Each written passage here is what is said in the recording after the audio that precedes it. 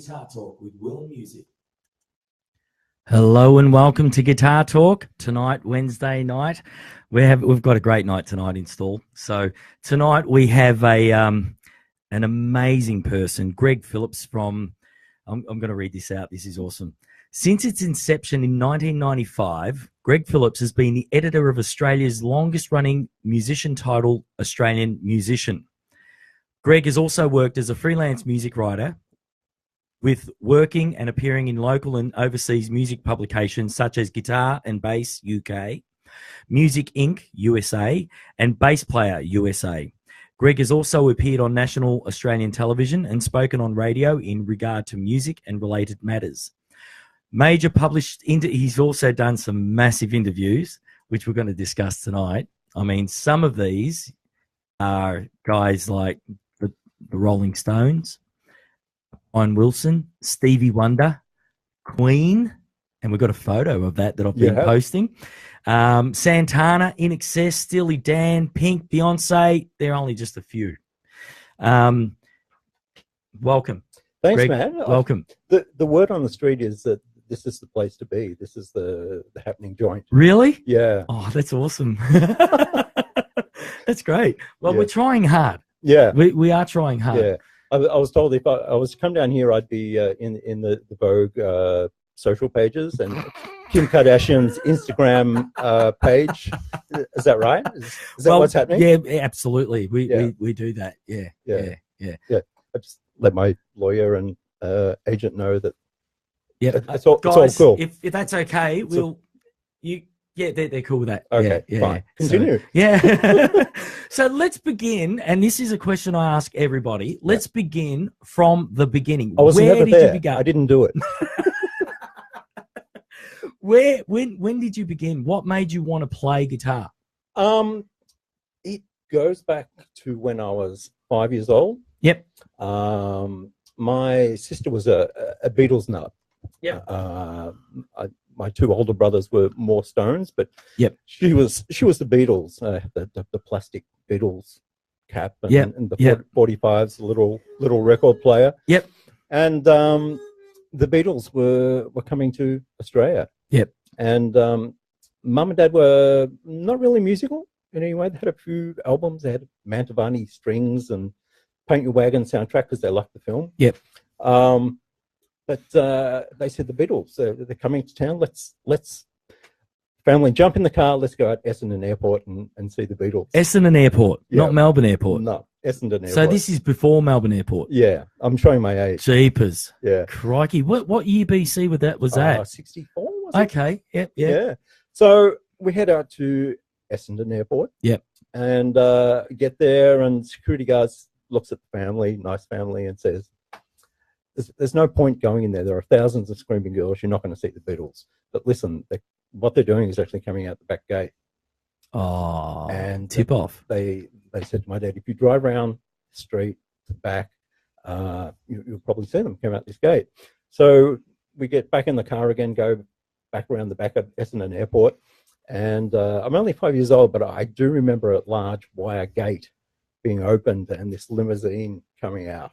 Wow. And limousine's getting closer and closer, and a window. Were there many of you there?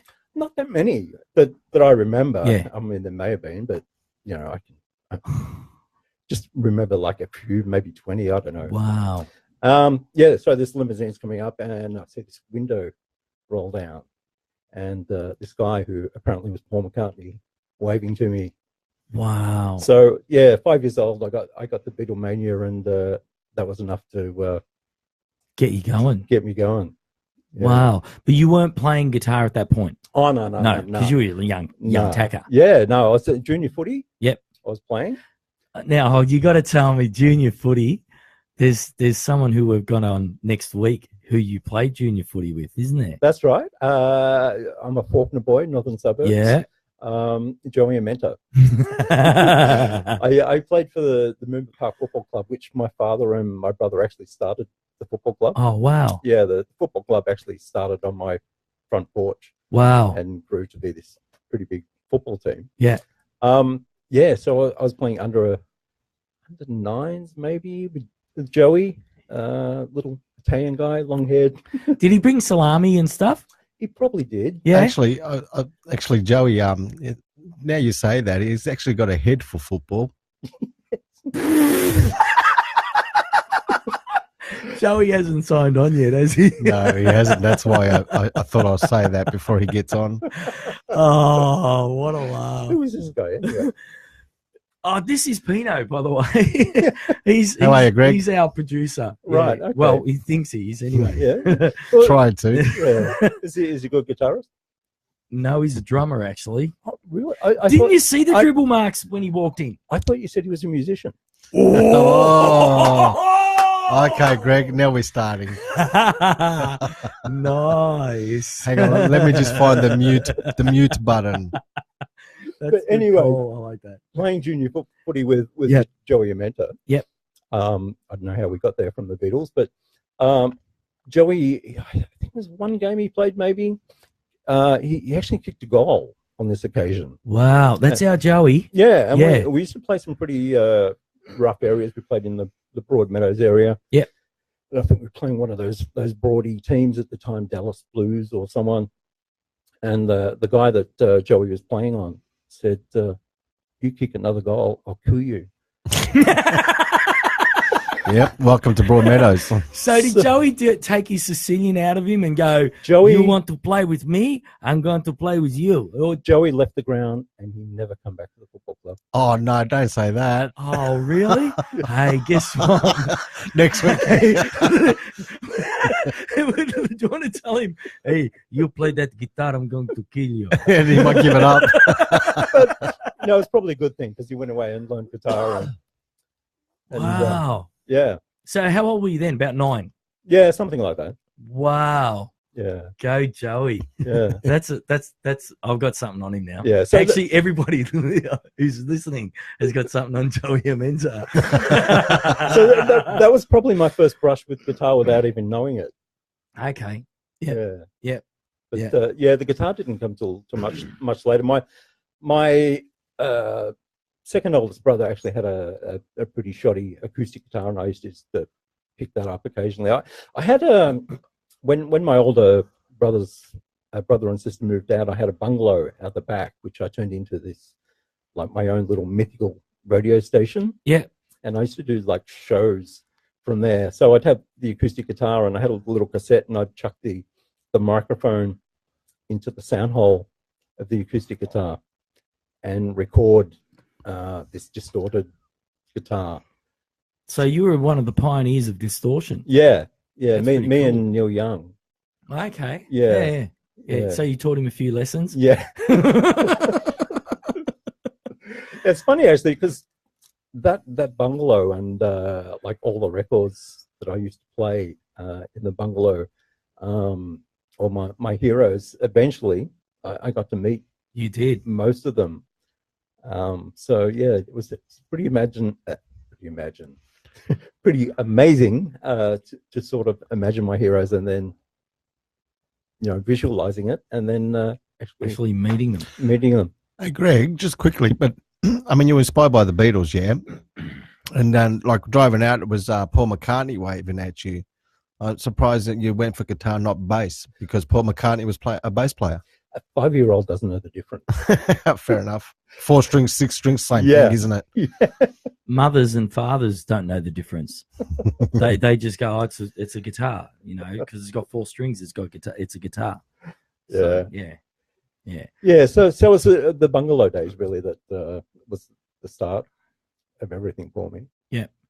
And then you moved on through school and all that. And then at what age were you kind of like? Did you take formal lessons or anything? Or no, I was offered lessons by my mum and dad. They're really encouraging, but I was a pretty shy kid. Yeah. And I was just happy to sort of teach myself. Yeah. I was much. So you used YouTube. Good on you, Will. Yeah. You used YouTube back then, right? Prehistoric YouTube. Yeah. Back then, they were using the pigeons with the paper. Yeah. I actually went into caves and they had etchings of guitar lessons. Okay. I like that one. Good one, Greg. Yeah. So you never had any formal lessons? No. All right. No, nothing ever eventuated there. And as I went on, I was just too busy. Well, when I got into the music, I was just too busy enjoying it. Then I didn't want to destroy it. Yeah. Because you know that you got on the show because you play guitar. Is that right? That's right. Because this is called Guitar Talk. Oh, Yeah. No, I'm joking. I was concentrating on the talk part more. Now you finished school, and then after school you moved on. And where did you go? What happened? Straight up, I went straight to the Age newspaper. Got a job there. Yep. Actually, before I started there, I went straight from school onto the dole because it was free money. And the first thing I bought was... So you got all your tax money back? Yeah. Oh, awesome. Yeah. So the first thing I bought was an electric guitar. Wow. Yeah. So that was from a store in Russell Street. I forget what it was called. But was it Clements? It could have been, but it was a really dodgy guitar. Okay. The neck was really warped, and but I loved it. Yeah. Yeah, it was a Les Paul copy. Wow. Yeah. A real Les Paul? That wasn't Dynasound, was it? No, it was long before Dinosaur. Or was it Lewis? Because you got Davis, Clements, and Lewis that were probably the oldest, the stores that I kind of remember. I think it was opposite Billboard, the nightclub there around there. Okay, it could have been Clements or Davis. Yeah. Because there were two right next to each other back in the those so days. with the Les Paul copy, I could show my age. I could better imitate Neil Young than the cassette microphone in the sound hole of the acoustic. Hey, Will, Rory Hollingsworth's hi, Rory. How you doing? One of our loyal listeners. He is. He's posted up another night of crap jokes. Love it. Thanks, Rory. Thanks, Rory. You know what we need to do? One night, I think we need to get Rory on. He's coming on the drum talk. Don't worry. Oh, but that's right. He's a drummer, isn't he? He's a guitarist too. Is he? He's also a sound engineer. Okay. Yeah. No. I booked him first, so don't care. Don't even go there, Will. By the way, Rory, that's my best material. That's all I got. Well done.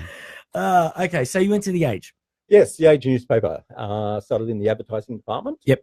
And my first job was to confirm death notices to make sure people were dead before they...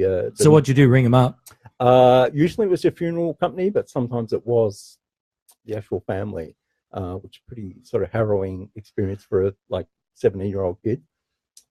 But that's so. What did you do when you rang him up? Did you ring him up and say, "Hello"? I was just about to ask that. I was like, "How'd you handle that, Greg? Like you ring him up and say, "Oh, by the way, so and so dead," like a 17-year-old kid would. Oh wow! Yeah. So you would just ring up and say, "Hello, it's Greg Phillips from the Age, and I'm just calling to confirm that your grandfather is dead." Yes, basically. No, is he dead? And, wow. And I wasn't very good at that, so they put me into the entertainment section. And then you started the Gig Guide. Is that correct? I did. There was a publication called Good Weekend on a Friday in the Age. Which what year was that? Don't ask me years. Oh, come on. Jeez, Will, come on. What month? What hour? No, I'm joking. And eventually that became EG. But I started the Gig Guide in that. Because then after, I remember the Gig Guide was awesome because we'd do year 12. When we were doing year 12, we were doing stock market, and all of us musos would sit at the back of the class and we'd open up the Gig Guide and we'd be going, "Oh, look who's playing. Oh, Scat's playing at so-and-so. Oh, Scarecrow's playing it." We'd be going through all the bands, Big Deal and the Steelers and all that sort of stuff. Yeah. And then the teacher would go, "Boys, what are you looking at?" And it'd be like, BHP, miss. It's not doing too well this week. And yeah.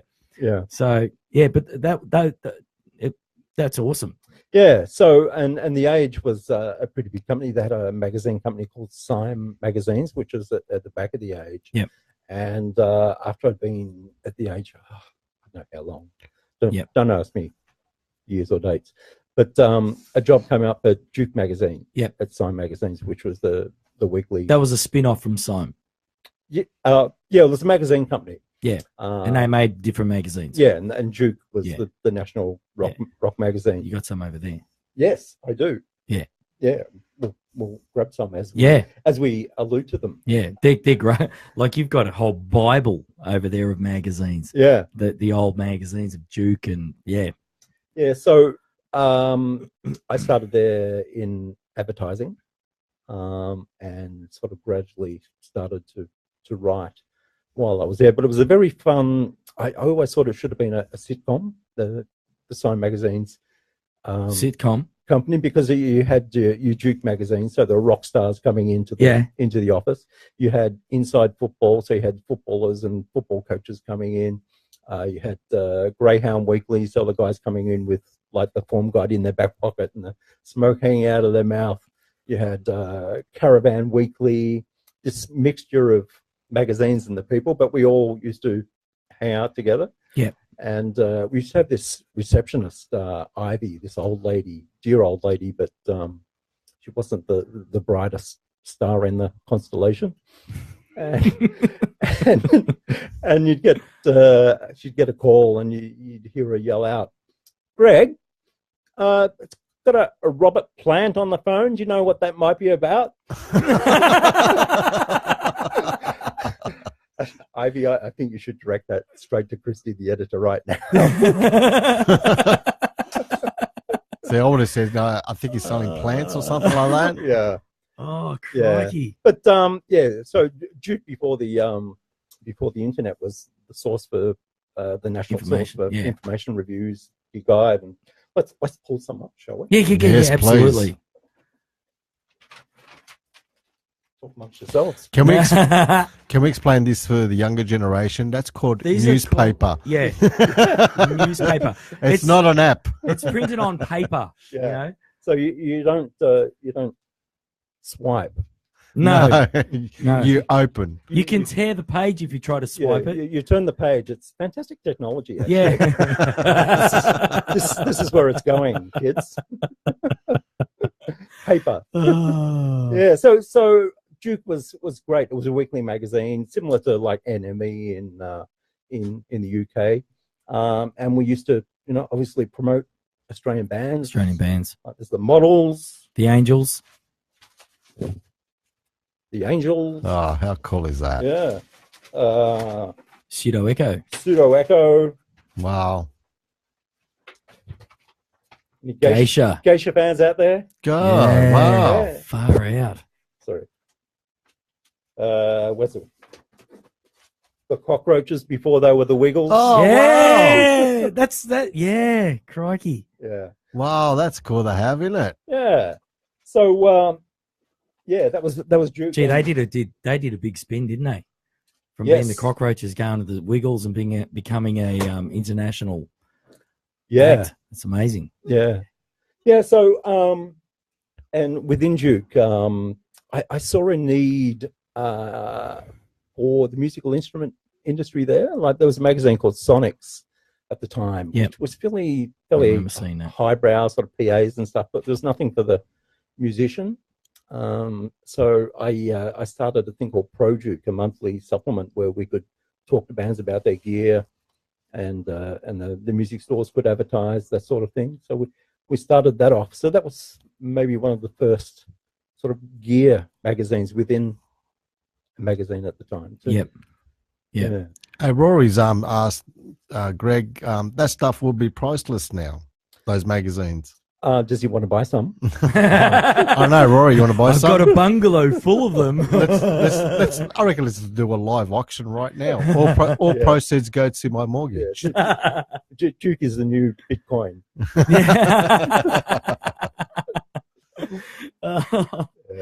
But I mean, Duke was great because it was the first chance I had to sort of indulge in my passion, and it was the first time I started writing about music too. There was the time there at Duke when I was doing the advertising, and I had to do my apprenticeship, and I was the ad guy. And okay, you can do a review sort of thing, but you couldn't sort of go above your station. Yeah.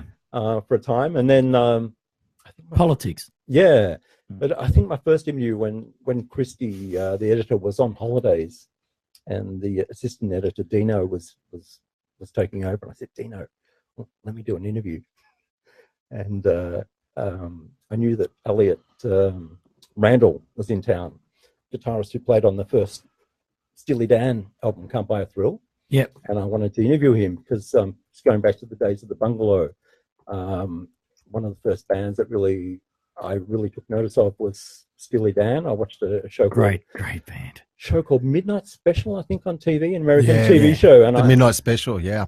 And I saw Steely Dan do, I think it was Do It Again and Reelin' in the Years.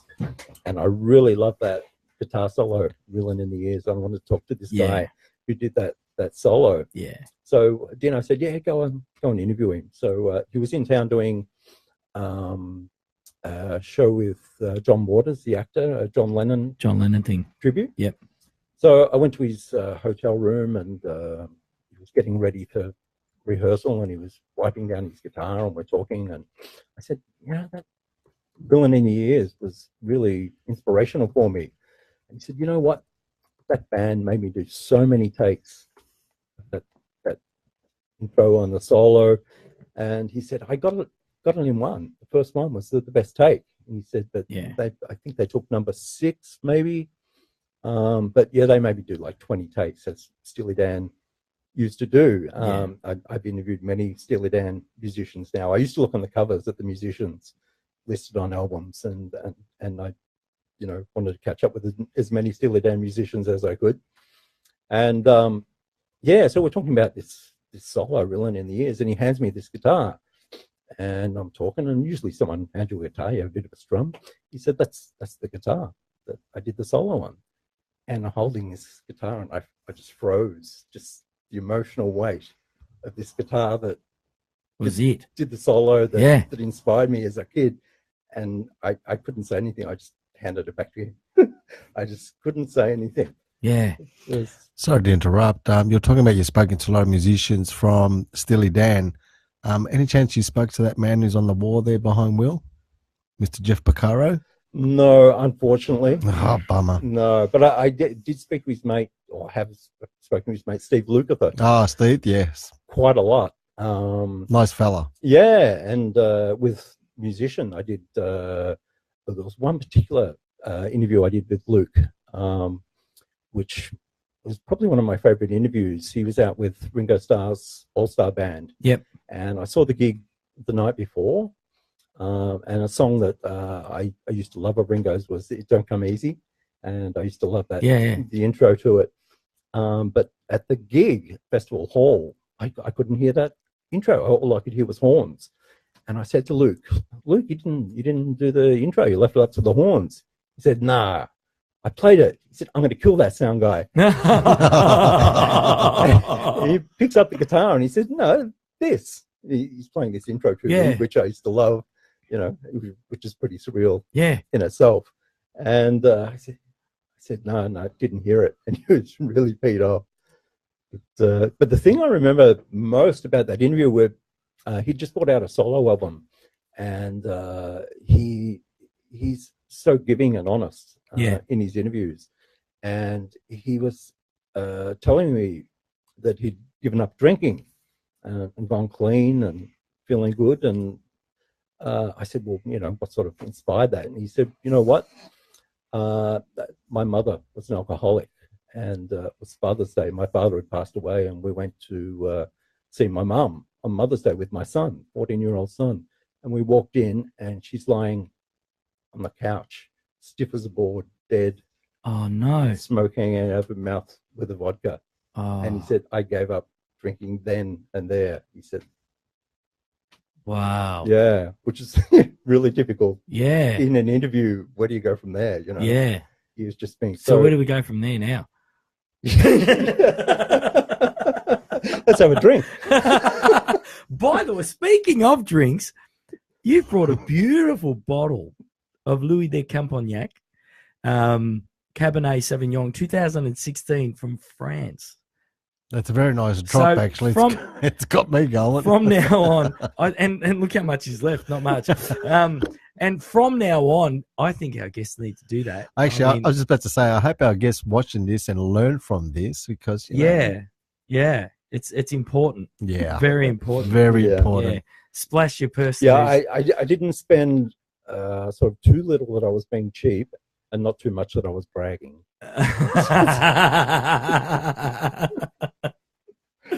It's a very very Oh. diplomatic drop. Very nice drop actually. Yeah. So then after that, you from Pro Duke. Yep. You moved on. Yeah. Well, Duke closed down because the street press.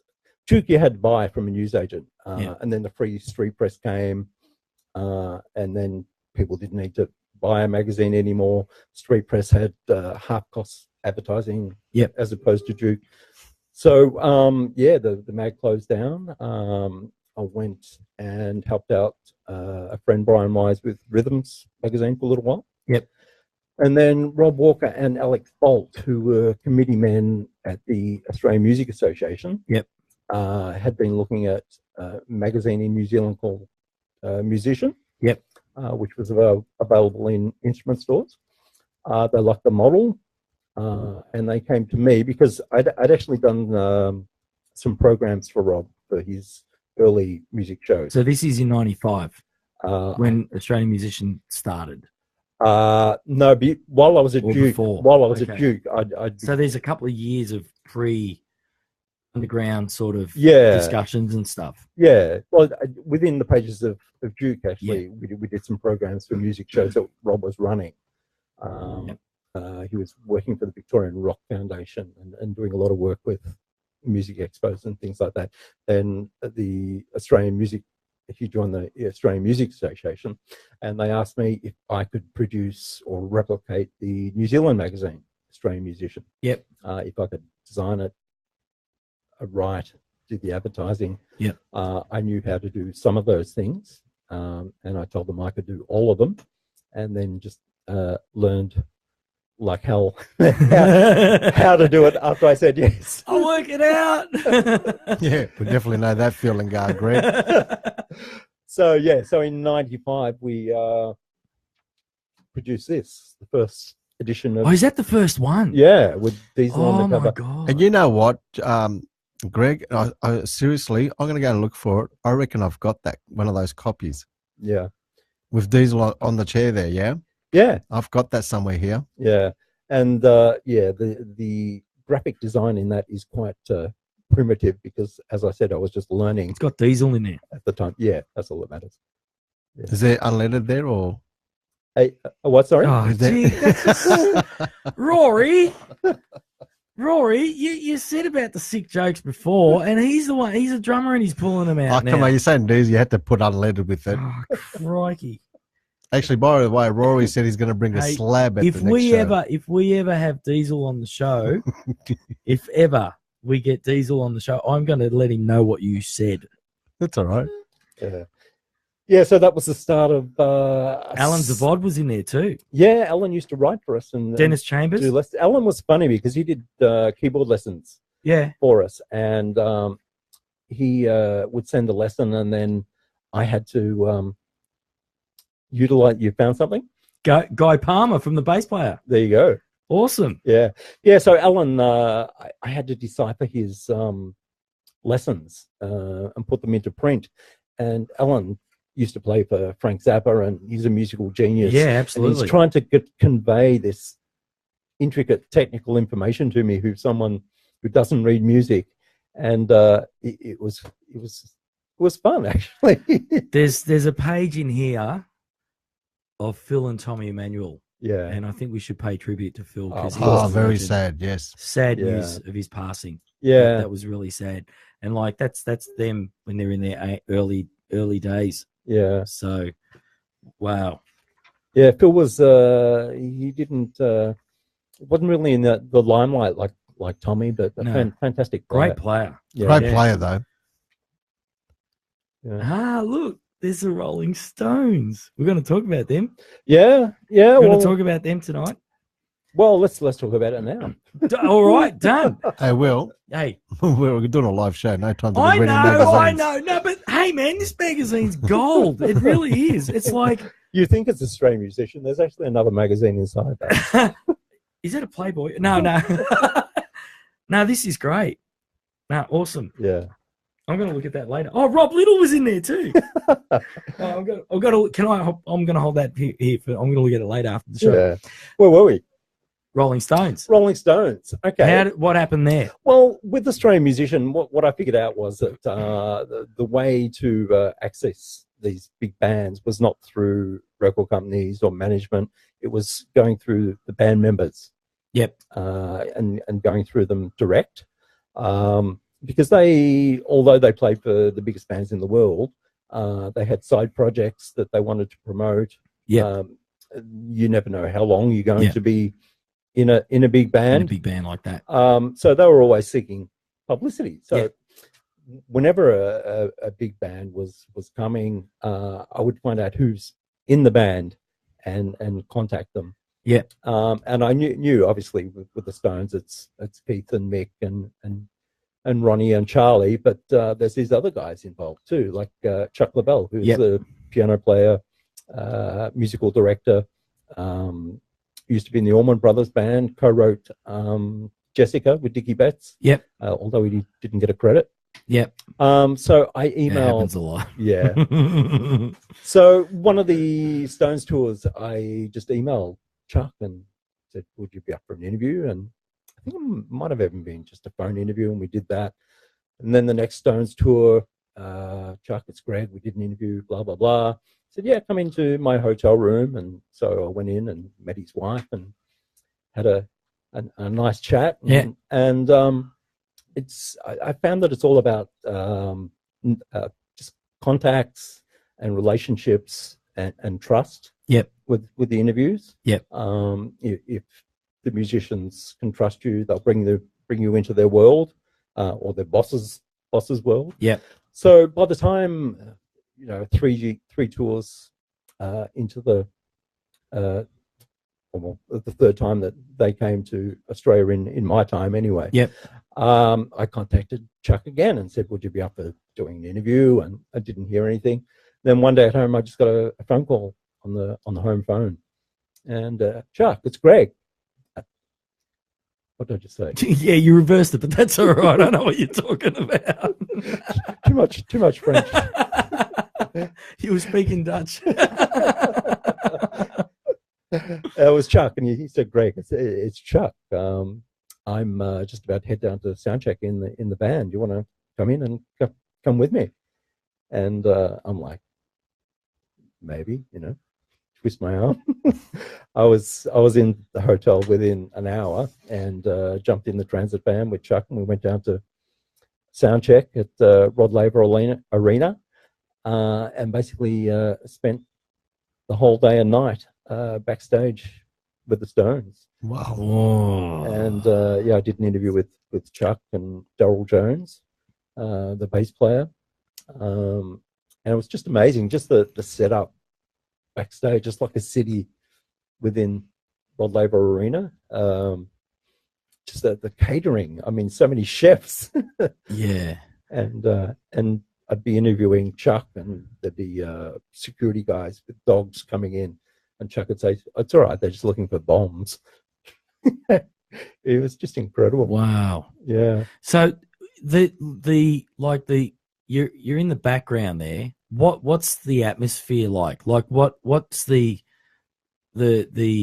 I don't know, the consensus, or what's the? I find that the higher the band, the nicer the people and happier the crew are, because they're working at the highest level they can possibly work at. They're getting paid well, they're getting fed well, they're living their dream. So everybody's happy. Yeah. And with the Stones, it's such a multicultural team, just people from all over the world working, like setting up 2 jumbo jets worth of gear. And were the guys that came in with the jumbo jets, were they Australian crew or American, or like crew from overseas? From all over the place. All over the place. Yeah. Yeah. Yeah. So so we were just sitting like in the dining room, and like Keith Richards' daughter would come in and say hi, or Lisa Fisher, the background singer, or Bernard Fowler, and it's just like a family. Yeah. And it's just an incredible experience. And when I was in the Bungalow in the early days, in playing Stones records, I dreamed about having a Rolling Stones All Access pass. Yeah. And that day I actually got one and got to stand on their stage, and it's just an incredible feeling. Yeah. Yeah.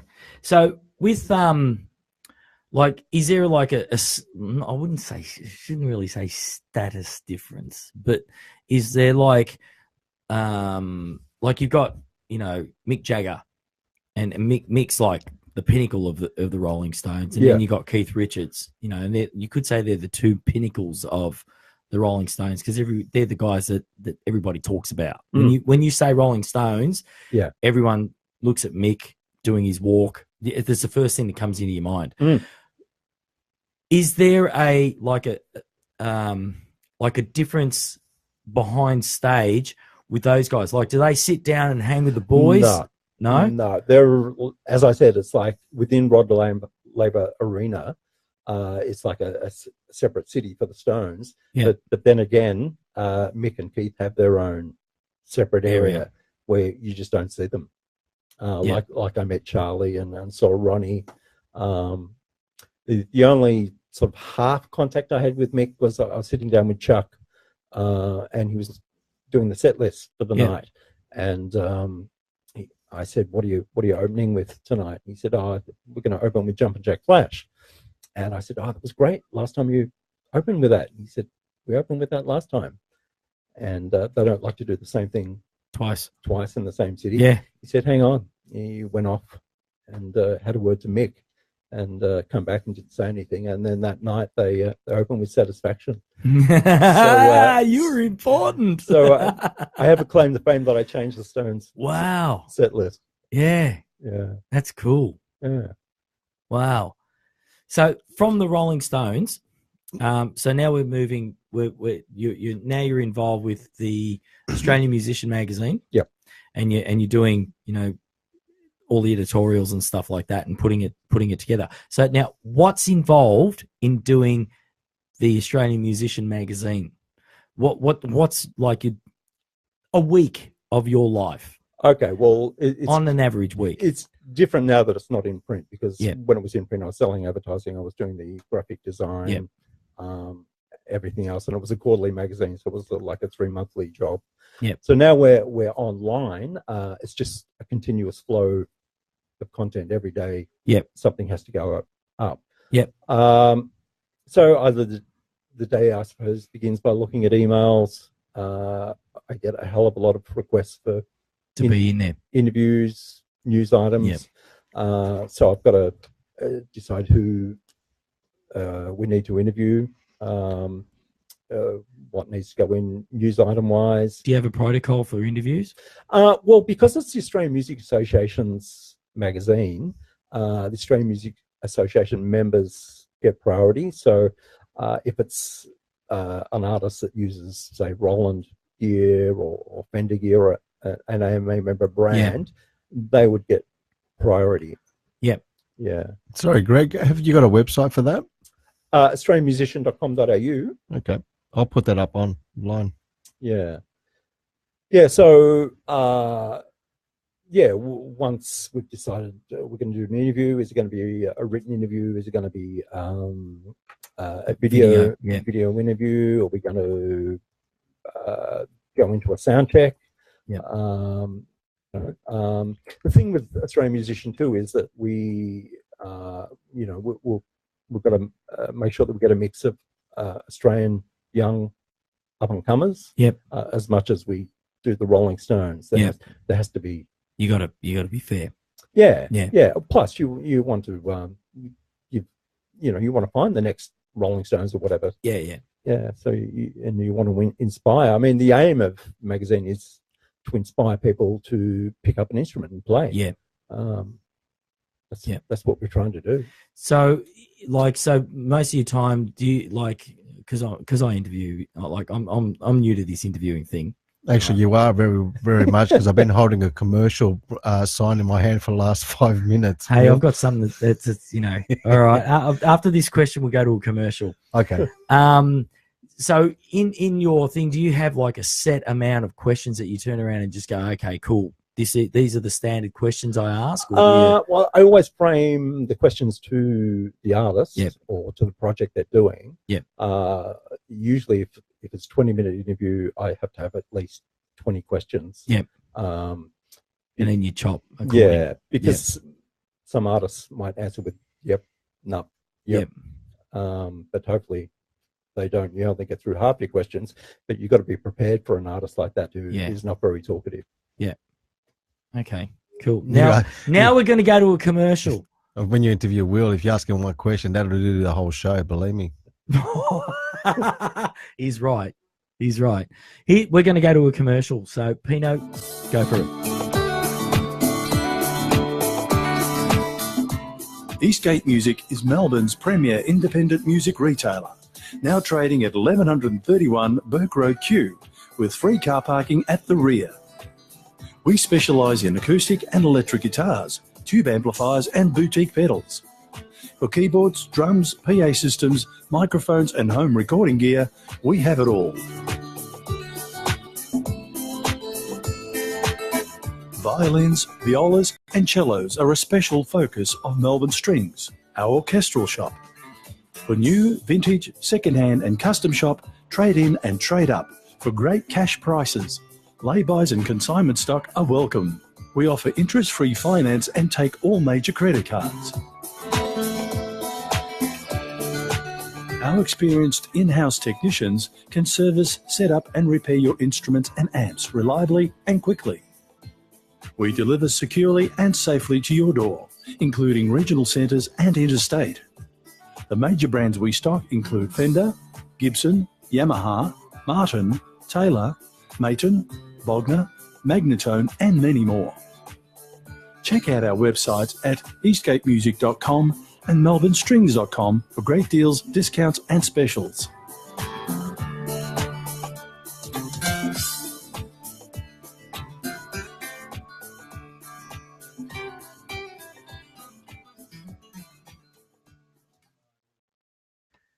So now I've got to ask you, there's a couple of more artists I've got to ask you about. Yep.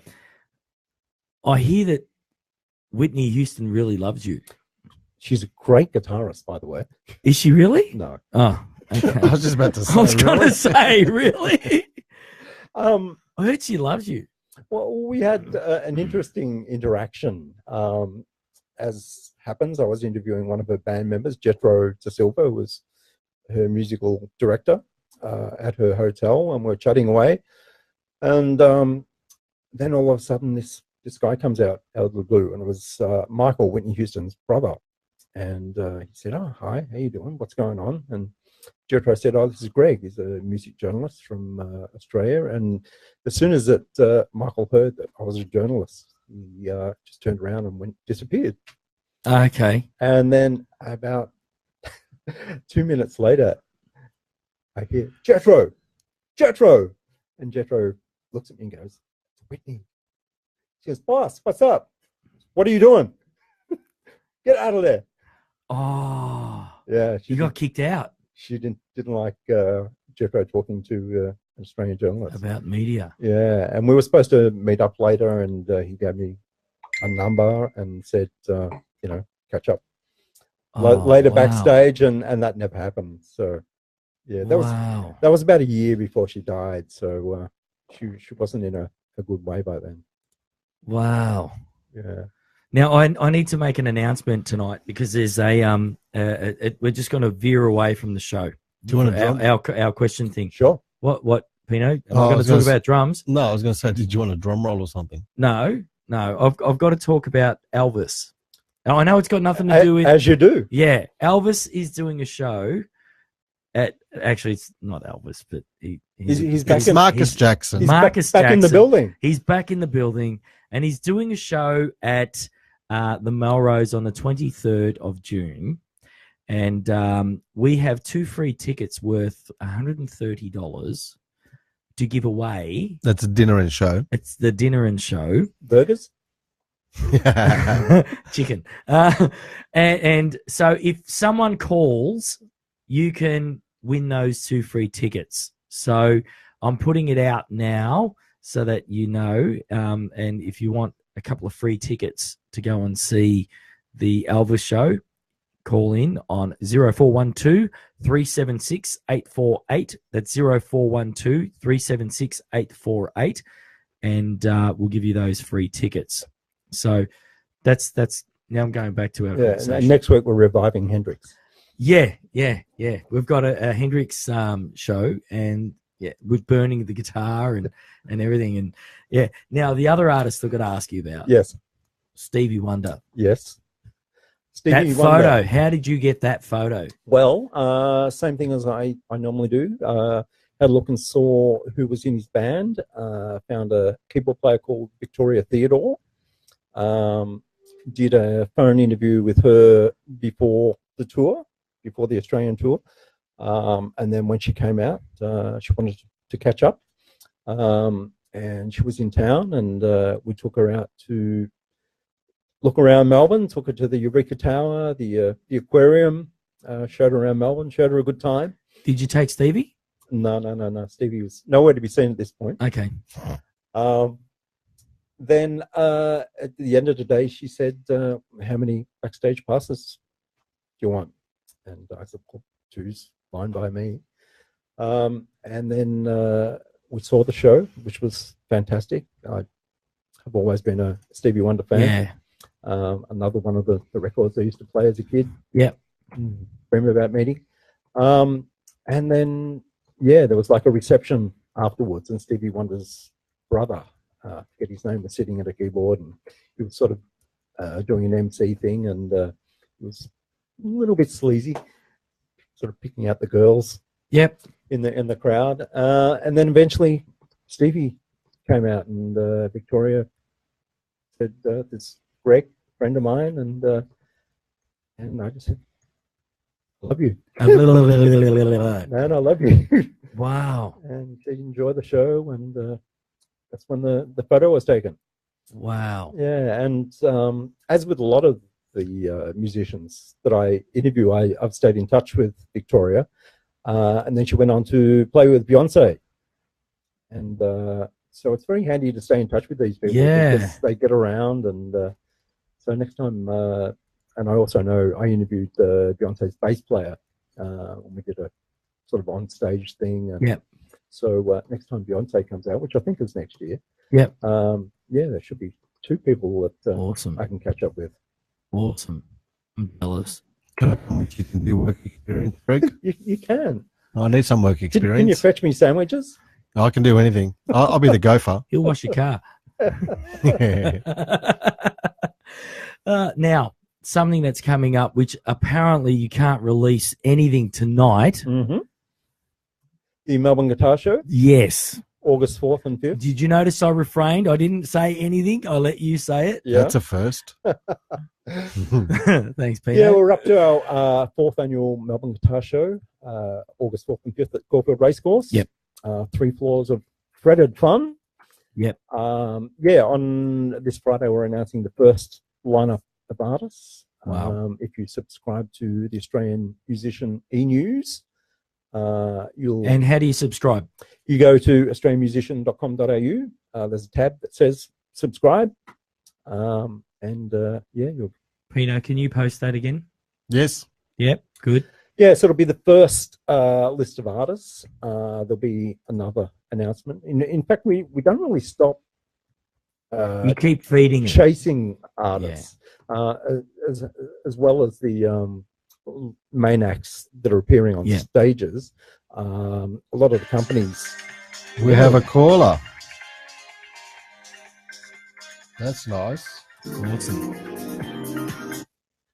Hello, you've called Guitar Talk. Who's that? Hi, this is Courtney. Hi, Courtney. How you doing? Yeah, I'm really well. How are you? Great. Hey, where are you calling from? What suburb?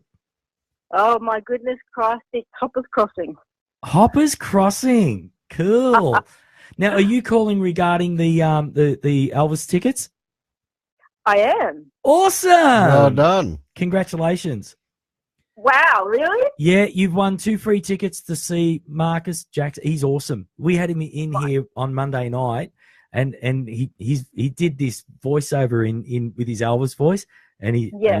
he sounds like Elvis Presley, you know. We have a winner. So have a winner. Nice Well done. work. So what I'll get you to do, that number that you've actually called on, can Yeah. you send a text to Pino, because that's Pino's number. Send a Yeah, text absolutely. to Pino, and then we'll organise getting those passes out, the 2 tickets out to you. That's Pinot Noir. Pinot Noir. Yeah, thank you so much. No, Yeah. it's a pleasure. Well done, Courtney. Thanks, Thank you. Courtney. You guys are great. And I hope you enjoy the show. I have been and I will do. And come up and say hi to us, to the Muso guys, the Muso Channel boys, because we'll be there. Yeah. All right. Awesome. Will do. I'll talk to you tomorrow. Thanks, guys. Well See you done, later, Courtney. Have Bye-bye. a good one. See ya. Bye. Bye-bye. That's awesome. Winner, winner. Winner. I like Chicken giving dinner. I like doing giveaways. Can we do another giveaway? I've got a Sonor drum kit here. Rory. So guitar. Melbourne Guitar Guitar Show. Yeah. Yes. So this year we're still a lot of artists that we're sort of close to signing that we can't announce yet. Okay. So there'll be a first announcement with a bunch of artists, and then later on there'll be some more. But on top of that, there's also the biggest pop-up guitar shop in Australia with around 80 exhibitors with Yeah. guitars, amps.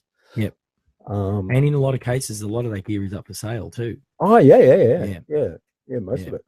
So actually, speaking of sale, there's a. Do you remember many years ago the down at Flemington? I don't know the name of the business, but it's a GH. Right. But that building many years ago used to have a massive sale where they'd sell stuff for $100 that's worth Oh, okay. thousands. They're doing that again this weekend. Oh yeah. Yeah. So So if Can't you say the BH? no, I can. okay, say it. Billy Hyde's. Okay, I didn't say it. Yeah, but So it should- they're reviving it. They're bringing it back. Yeah, it should So- get down there because it's a send off for Les Brazil, who's been a bit Oh, of Les. a trooper for Australian music. You know, Les got me started in the music industry. Really? Yeah, I was 14. Yeah, He got me started as a work experience kid. yeah. Yeah. So, and it's Is that repairing instruments, Will? well, strangely enough, I did quite a few restrings. No, I'm just talking about amps and stuff like that. You know, like my little amp. Your amp, I have no idea what happened to your amp. It worked fine when I tested it.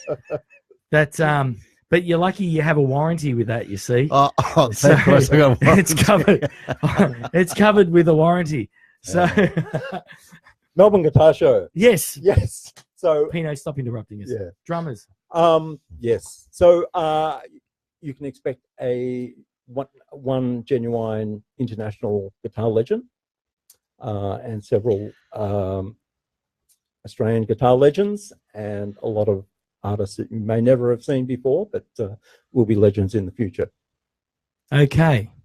So you've said nothing, but you've said something that says nothing of something. And we're also been in negotiations with another international guitar legend, which we don't know if that's going to happen because the promoter. I don't know if the tour happens, it'll happen. It'll happen. Will, with the guitar show.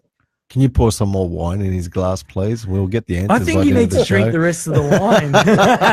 We'll get the answers at the end of the show.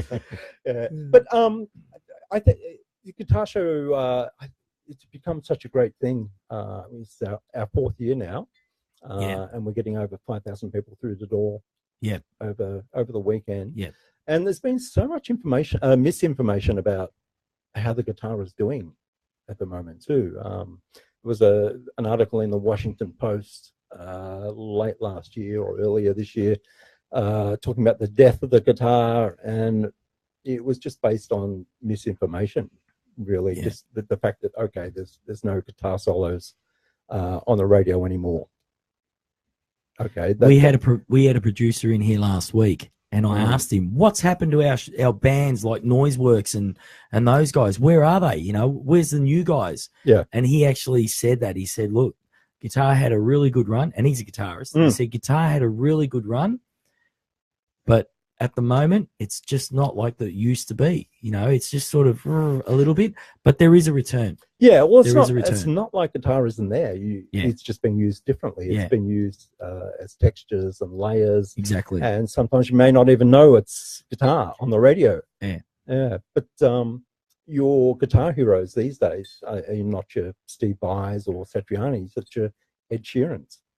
Yeah. Acoustic guitars Yeah. are selling at record numbers. Yeah. And even electric guitars, some information just coming out that the trend is up. is going up again. There's been a 1.4% Increase. increase in the last year. Yep. And they expect that to go for next 4 years Yep. or so. And also a lot more females are playing the guitar. Yeah. So in general, the guitar's probably in a pretty healthy situation, but the mainstream media lock onto the fact that okay, there's it's no all doom and gloom. Everything's got to be doom and gloom. and plus the Gibson thing hasn't helped, but that's not Nah. that's got nothing to do with Gibson guitar. will, Gibson will get through it. that was business decisions that put them in that situation. Exactly. Yeah. Yeah. So now, speaking of guitar and playing and stuff, Yeah, we haven't heard you play. there's a reason for that. There's a reason why I became a music journalist. Is because I'm pretty crap at guitar, Really? but I'm willing to give it a go. Okay. You sure? Okay, All right. Let's do it. Let's do a tune. all right. Let's see what happens.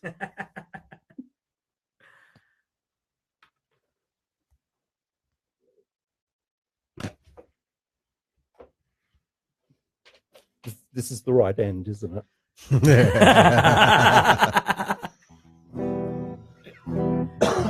That's the play bit. All right. Go. Okay. It's gonna be very rough, but rock and roll. I'm going to try to follow you. Okay.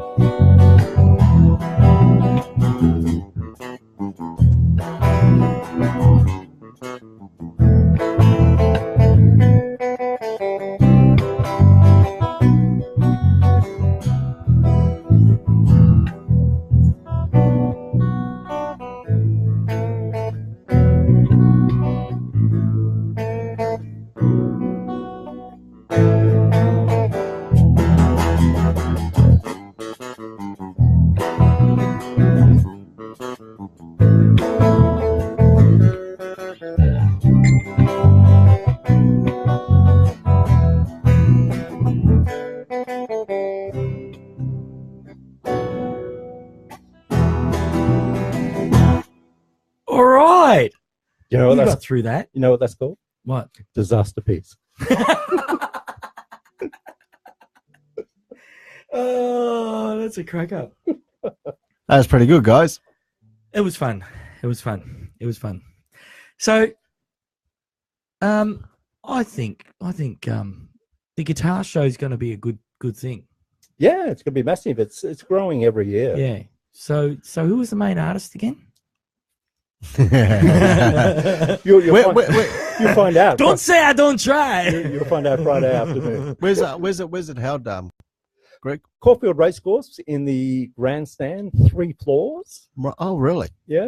I haven't been yet, so I might Yeah. get down there this year. And where's it being released?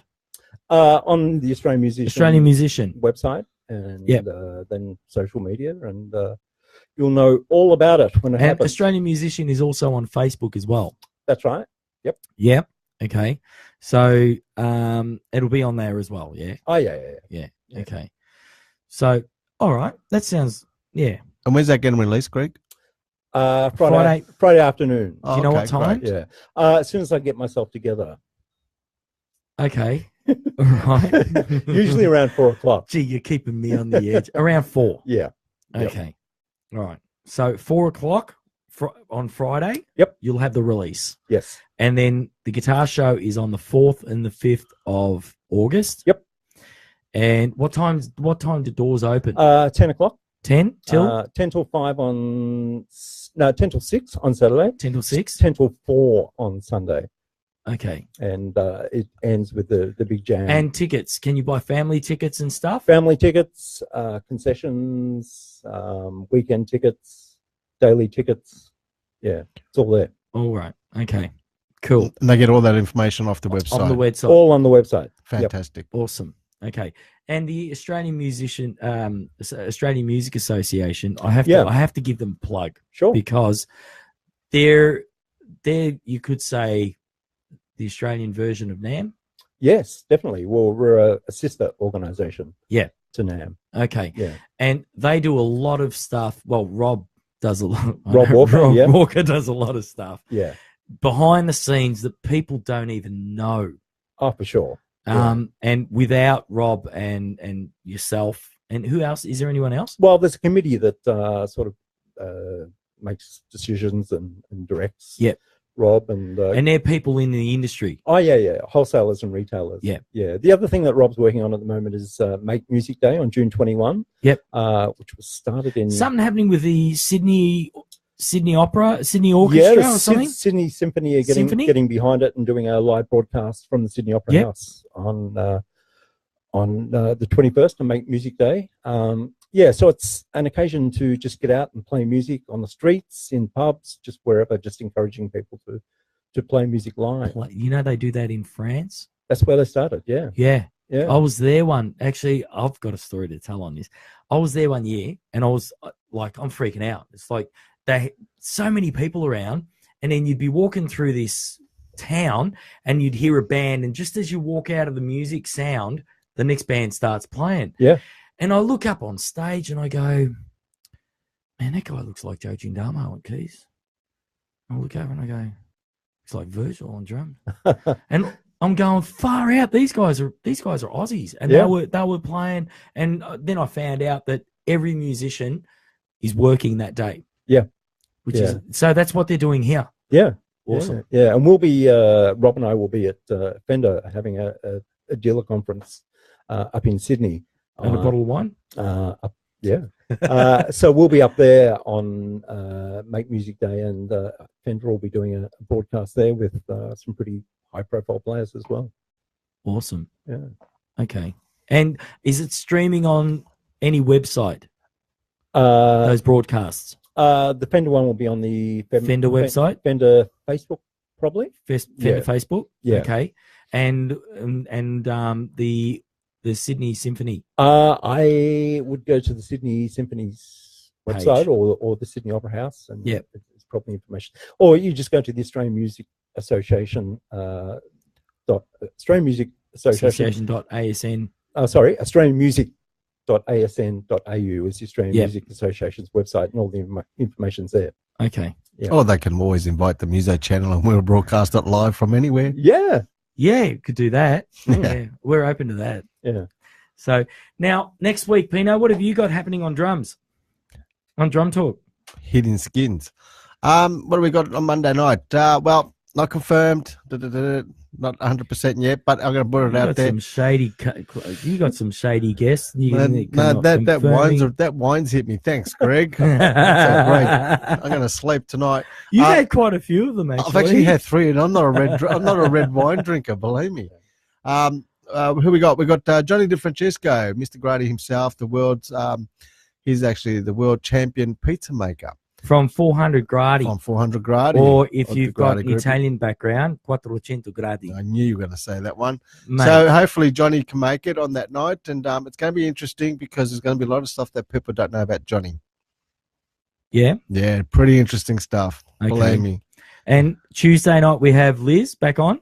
Yes, we have Liz Yeah, with on the mic on Tuesday night. And then we have you on. Oh, we got Can Do Radio can do. at 7 o'clock till 8 o'clock on Can Wednesday. do radio Mhm. is it's basically promoting musicians with disabilities, Okay, great. and it's a podcast, but it's great it's part of our thing of sort of helping. It comes out The of Sydney. community. It comes out of Sydney. Yeah. It's hosted by Andrew Hewitt. Fantastic. Yeah. So and So then, what's the what was the connection with pizzas and drums? well, Okay. drummers have this thing with pizzas. Hmm. They hang at pizza shops, Yeah. and they usually hang out the back for the scraps. Okay. No, it's not that. Greg, what it is we're having anyone on for a pizza, mate. That's bottom line. So, Pizza or wine? actually, you know what? Watch Monday night and you'll see what the relationship is with drummers and pizzas. Yeah. Nah, but it's one of those things, you finish your gigs. Yep. You go to a pizza shop. Yep. You're hungry because normally at gigs you don't get fed. So where is the go-to after gig place to eat now in Melbourne? Well, it used to be Ooh, Romanticus. Yeah. And Used it to be closed down. Romanticas. Yeah. Yeah. Used So to be. it's a little bit hard now to try and Mm. find some place to go for a pizza.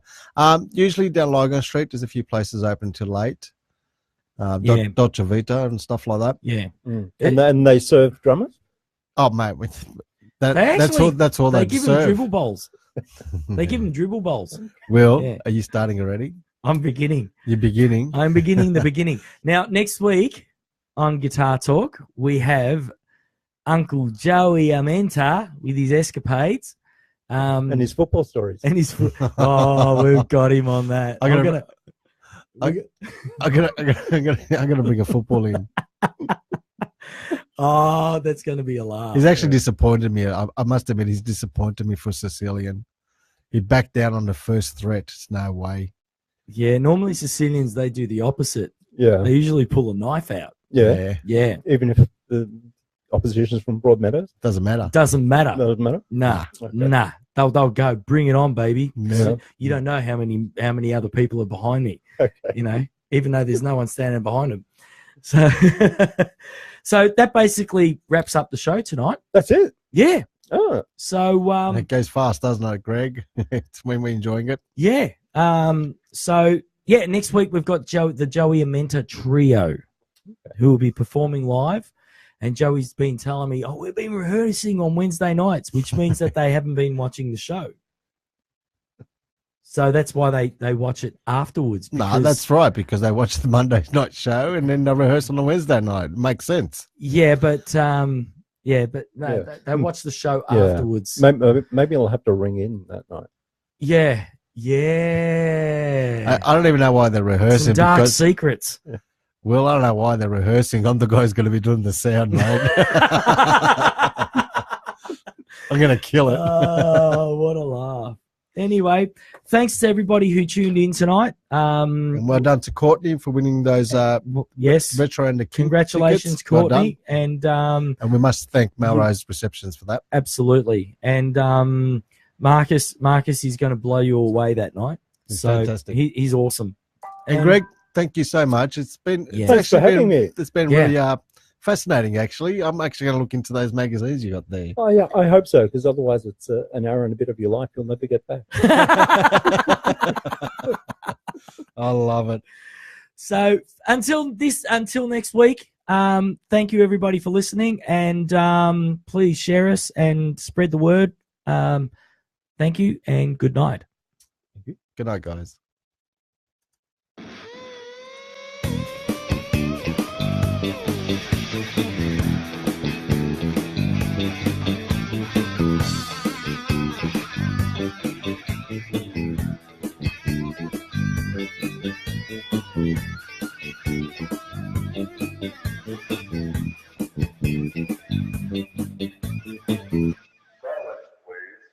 You're listening to Guitar Talk with Will Musig.